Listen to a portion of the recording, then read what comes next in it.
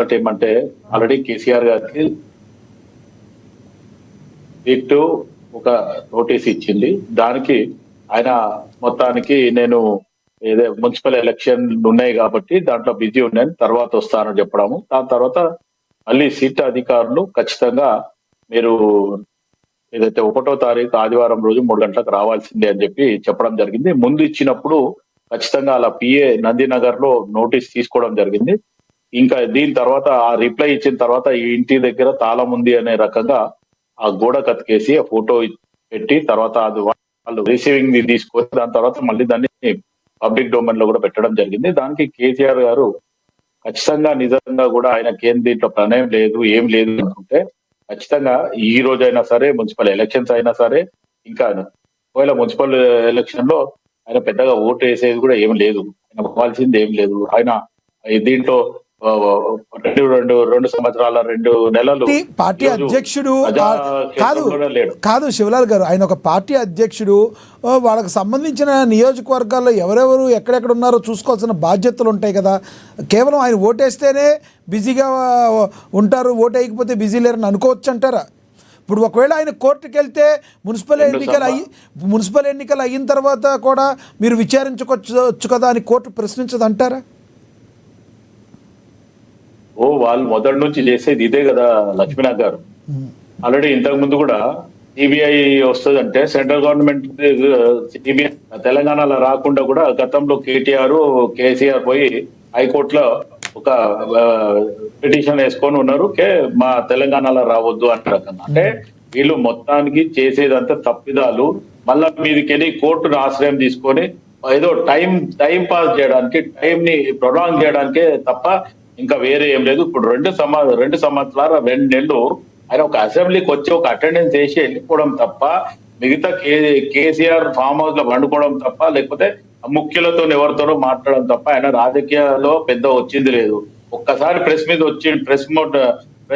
Meet పెట్టిండు తెలంగాణ భవన్ లో, తోలు తీస్తా అన్నాడు.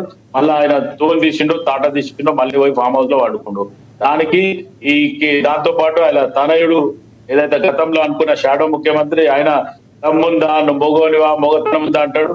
ఎదుటోళ్ళు దమ్ము చూపించి మొగతనం చూపిస్తే మళ్ళా పారిపోతారు. ఇట్లాంటి పరిస్థితులు.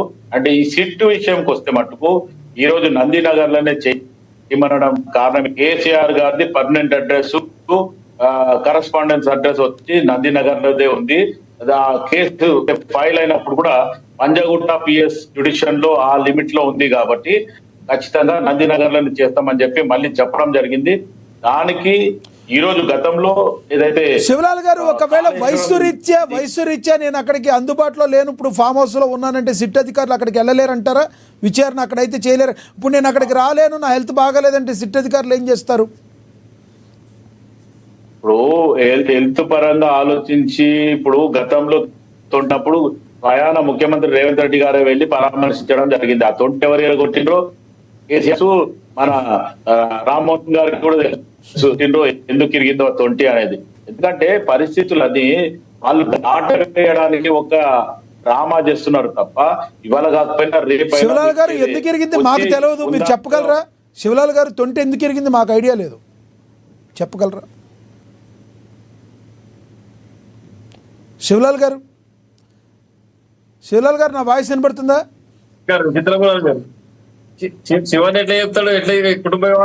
శివలాల్ గారు ఆయన తొంటి ఇరిగింది అన్నారు, ఎలా తెలుసో మీకు తెలుసు అంటున్నారు, మాకు తెలియదు, చెప్పగలరా?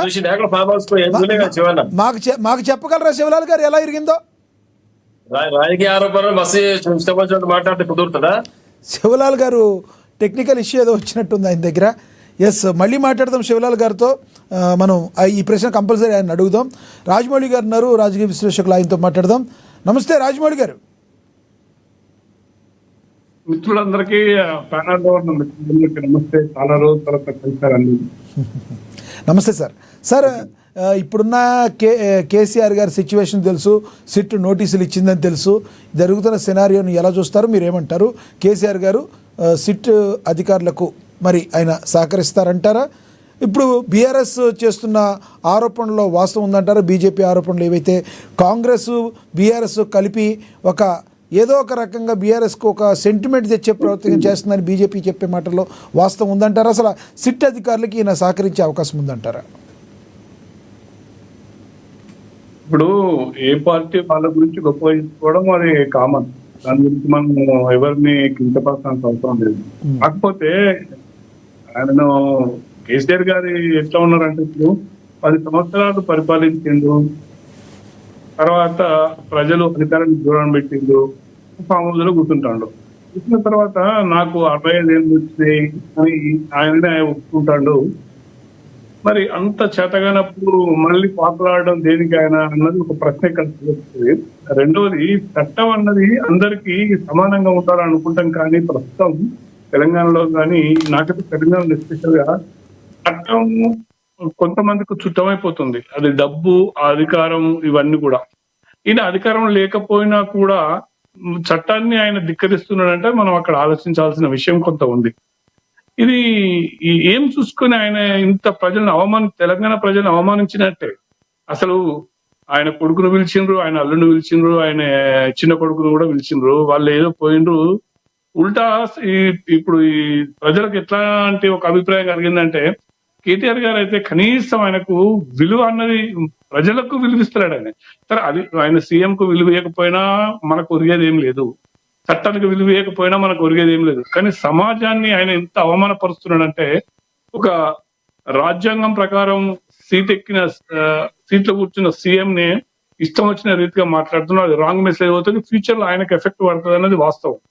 ఆయననే ప్రశ్నలు అడిగినట్టు సిట్ ని. ఆయన కూడా కాసేపు మనం పక్కన పెడదాం. కమింగ్ టు ది కేసీఆర్ గారు కనీసం రాజ్యాంగానికి విలువ ఇవ్వాల్సిన అవసరం ఉంది, ప్రజలకు సమాధానం చెప్పుకోవాల్సిన అవసరం ఉంది.